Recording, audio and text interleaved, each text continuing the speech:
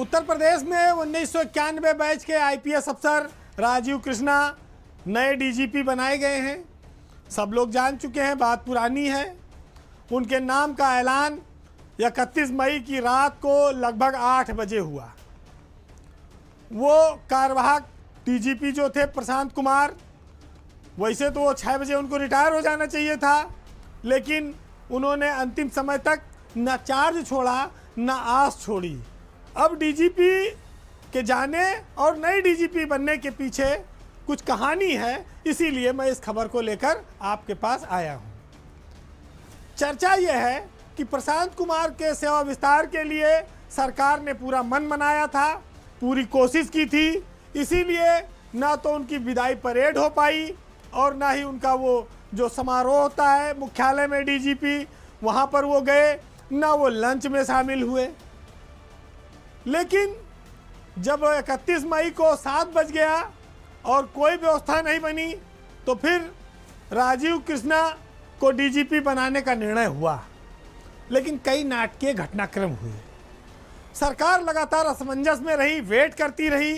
सूत्र बताते हैं कि योगी सरकार पूरी कोशिश में थी कि किसी तरह से प्रशांत कुमार को एक मौका दिया जाए। जब केंद्र से बहुत ज़्यादा संकेत नहीं मिल रहे थे, तब उत्तर प्रदेश में कुछ लोगों ने ये चर्चा चलाई कि सरकार अपने स्तर से ही सेवा विस्तार दे सकती है कि नहीं, इस पर भी मंथन कर लिया जाए। फिर इसके लिए फिर कार्मिक को, न्याय को, वित्त को बुलाया गया, परामर्श किया गया, फिर किताब निकाली गई। साफ है कि उत्तर प्रदेश सरकार अखिल भारतीय सेवा के किसी अफसर को दे नहीं सकती, डीजीपी जैसे पद पर तो कतई नहीं दे सकती। तो ये कि अफवाह उड़ी थी और फिर वो अफवाह सच साबित हुई नहीं तो बात खत्म हो गई।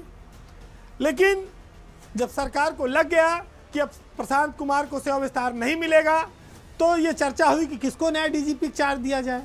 कार्यवाहक तौर पर फिर तिलोत्तमा वर्मा का नाम आया और दीपेश जुनेजा का नाम आया कि इनको अगर इनमें से किसी को बना दिया जाए।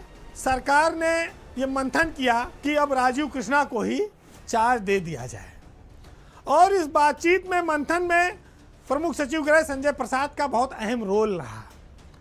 राजीव कृष्णा को डीजीपी बनाने के पक्ष में सबसे मजबूत आधार ये भी रहा कि वो दिसंबर के बाद जब पैनल भेजा जाएगा तो अस्थायी तौर पर केंद्र से उनके नाम की मंजूरी मिल जाएगी और वो कई सालों बाद यूपी को अस्थायी डीजीपी मिल सकता है। तो इसको देखते हुए सरकार ने फैसला लिया और सरकार ने फिर ये बात मान भी लिया कि अब राजीव कृष्णा ही उत्तर प्रदेश में विधानसभा के चुनाव कराएंगे।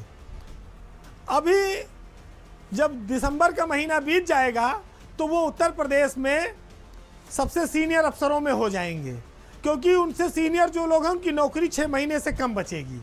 तो सरकार उस समय पैनल भेजेगी और उस समय राजीव कृष्णा के नाम पर मुहर लग जाएगी, तो एक अस्थायी डीजीपी वाला मामला फिट हो जाएगा।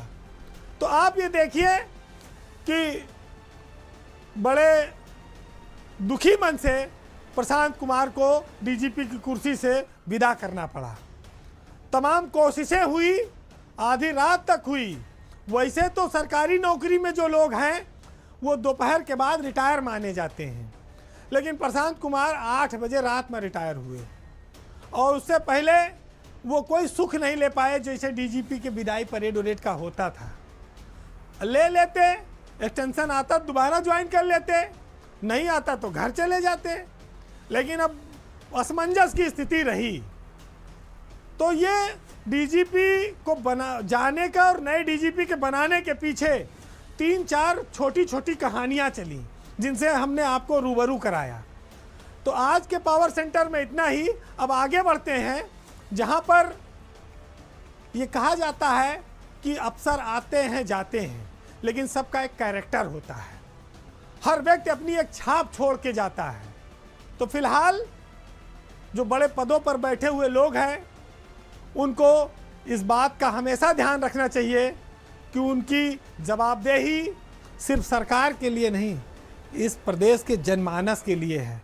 उनकी पारदर्शिता, उनकी कार्यशैली लोगों को ये एहसास कराए कि वो जो कर रहे हैं वो अंतिम आदमी की भलाई के लिए कर रहे हैं, इंसाफ को मजबूत बनाने के लिए कर रहे हैं। वैसे तो बहुत सारे लोग आते हैं, समझौते करते हैं, अपना वक्त काटते हैं, मलाई काटते हैं और चले जाते हैं। आज मुनव्वर राना साहब के इस शेर से आप इस बात का अंदाज़ा लगाइएगा कि खुददारी क्या चीज़ होती है और साहित्यकार और शायर किस खुददारी के साथ, किन मानकों के साथ अपनी ज़िंदगी को जीते आए हैं।